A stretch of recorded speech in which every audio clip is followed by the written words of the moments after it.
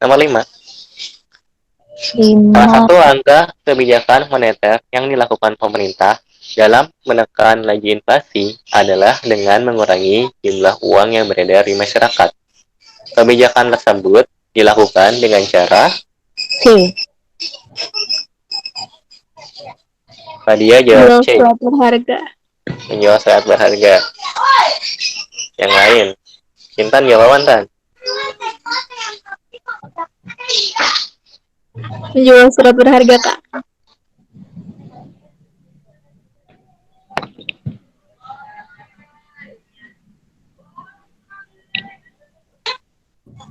Menjual surat berharga. Oke. Yang lain.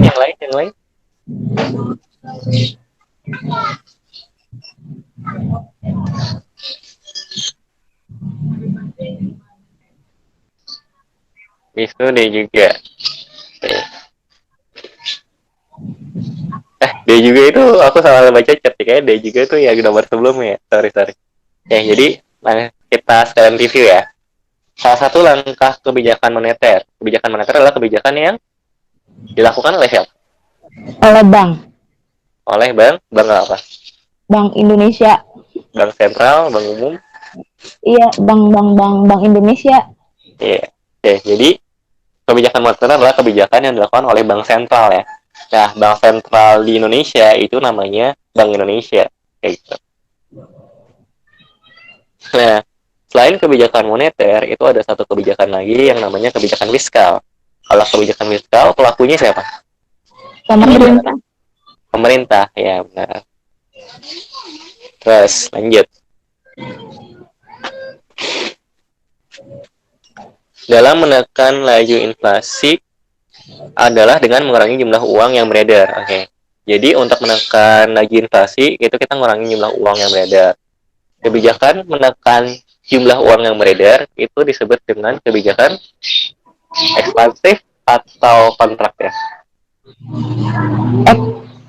Kontraktif ya. Gak tau deh. Tadi ada yang mau ngomong ekspansif ya, Fadia. Iya. Oke, jadi kan ada dua, ada kontraktif, ada ekspansif. Aku sih biasanya kalau misalnya ada dua istilah kayak gini, biar nggak ketukar-tukar ya, hafalinnya tuh salah satunya aja. Misal, kalian ngafalin yang ekspansif. Ekspansif kan kalian juga pernah dengar kalimat ini di sejarah ya, ekspansi gitu kan. Ekspansi itu kan pertambahan wilayah kan. Nah, jadi kalau di kebijakan ekspansif itu menambah jumlah uang beredar. Jadi kita masih sama ngomongin tentang pertambahan. Jadi kalau misalnya mau ngafalin salah satunya boleh, misalnya ngafalin ekspansifnya aja. Jadi kalau kebijakan ekspansif itu kebijakan yang menambah gitu, jumlah uang beredar. Karena kita ngomongin tentang jumlah uang yang beredar. Nah, kebalikannya, kalau kontraktif itu adalah kebijakan untuk mengurangi jumlah uang beredar. Nah, jadi di sini yang nomor 5 untuk mengurangi jumlah uang beredar berarti kebijakan kontraktif. Oke. Terus lanjut ke pertanyaannya, kebijakan tersebut dilakukan dengan cara. Oke. Kebijakan moneter kontraktif itu bisa dilakukan dengan apa aja? Apa kontraktif? Iya, kontraktif moneter. Kredit selektif. Kredit selektif atau take money policy ya, atau kredit ketat. Iya, benar. Jadi ketika orang mau minjem uang itu jadi makin susah ya. Terus lanjut. Apalagi? Terus penahan kas di bank, cadangan kas, ya gak sih? Cadangan kas minimum atau giro wajib minimum atau cash ratio itu sama semua ya. Jadi kalau cash ratio ini adalah uang yang wajib bank umum itu simpan. Jadi Bank Indonesia tuh bilang ke bank umum, kalian harus simpan minimal uang segini ya. Uang segini tuh nggak boleh kalian pinjemin, nggak boleh kalian kelola, tapi simpan aja kayak gitu. Itu adalah giro wajib minimum atau cash ratio. Iya, betul. Nah, spesifik ke kebijakan moneternya, berarti cash ratio-nya dinaikin ya, giro wajib minimumnya itu dinaikin. Jadi semakin banyak uang yang ditahan di bank umum dan di masyarakat otomatis semakin sedikit. Kayak gitu. Terus apa lagi? Ningkatin suku bunga. Naikin suku bunga. Iya, naikin suku bunga. Kalau suku bunga dampaknya apa sih terhadap masyarakat? Ada yang bisa ceritain nggak? Kalau misalkan suku bunga yang naik, jadi malas minjem. karena harus balikin lebih banyak. Iya Oke, betul. iya. Kalau misalnya kita ngeliat dari sudut pandang suku bunga pinjaman, bener.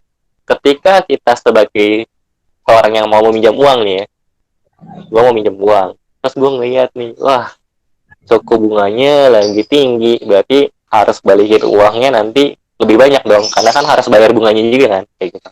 Jadi ketika kita mau minjam uang, kita mikir-mikir lagi, karena sekarang bunganya tinggi, kayak gitu. Nah, bisa juga sebenarnya dilihat dari suku bunga pinjaman. Dari suku bunga investasi ataupun suku bunga tabungan. Sekarang kalau misalnya aku mau investasi atau sekarang aku mau nabung, wah bunganya lagi tinggi nih. Gitu. Berarti ketika aku misalnya nabung, aku bakal dapetin bunga yang lebih besar, ya nggak? Itu Iya, iya. bakal lebih untung. Jadi aku cenderung tertarik untuk menabung dibandingkan aku konsumsi. Ketika aku menabung, jumlah uang yang beredar di masyarakat bakal turun karena uangnya sekarang pindah ke tabungan, kayak gitu, pindah ke bank. Jadi bisa dilihat dari dua sisi. Intinya, ketika suku bunga naik, jumlah uang beredar turun, sama ya. Oke, apalagi? Jual surat berharga kan, obligasi. Iya, benar. Jadi yang satu lagi adalah operasi pasar terbuka atau open market ya. Open market operation. Nah, open market operation itu dengan cara menjual surat berharga atau SBI atau SBPU ya. Gitu. Jadi ketika kita menjual surat berharga, kita ngomongin tentang menjual surat berharga, itu kita ngelihat dari sudut pandang si bank sentral. Oke, jadi bank sentral nih yang ngejual suratnya. Bank sentral jualan, dibeli sama masyarakat. Uang yang dari masyarakat pindah ke bank, kayak gitu. Jadi jumlah uang yang berada di masyarakat bakal turun. Tuh. Berarti dari hasil pembahasan kita barusan, hasil review kita barusan, nomor 5, kita bisa dapat jawabannya. Salah satu langkah kebijakan moneter yang dilakukan pemerintah dalam menekan laju inflasi adalah dengan mengurangi jumlah uang yang beredar. Kebijakan tersebut dilakukan dengan cara C ya, menjual surat berharga. Tuh. Step.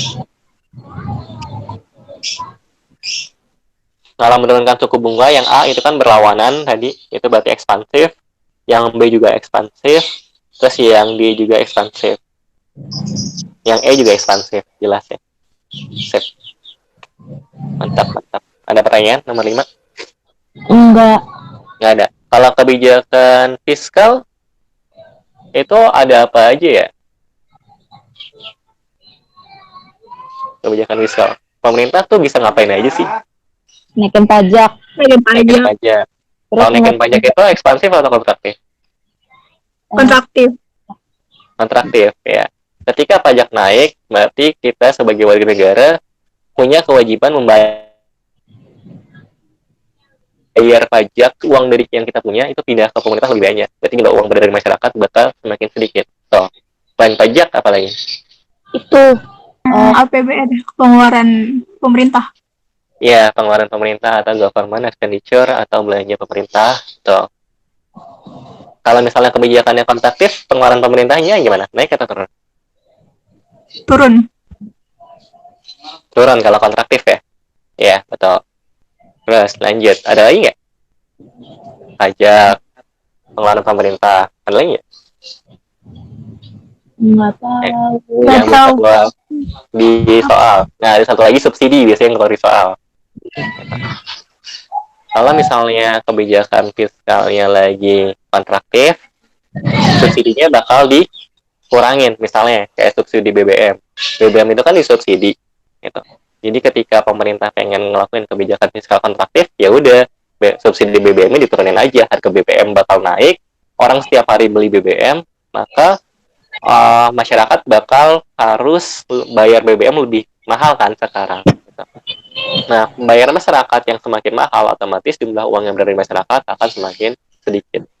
Nah, kebalikannya, kalau misalnya kebijakan ekspansif, ya udah subsidinya dinaikin kayak gitu. Jadi untuk pemerintah paling nggak ada 3 yang harus kalian tahu. Pertama, tadi pajak, benar yang kalian bilang. Terus yang kedua, itu tadi ada tentang pengeluaran pemerintah atau belanja negara, ada belanja pemerintah. Terus yang terakhir adalah subsidi. 3 itu juga sering keluar. Bagus. 6.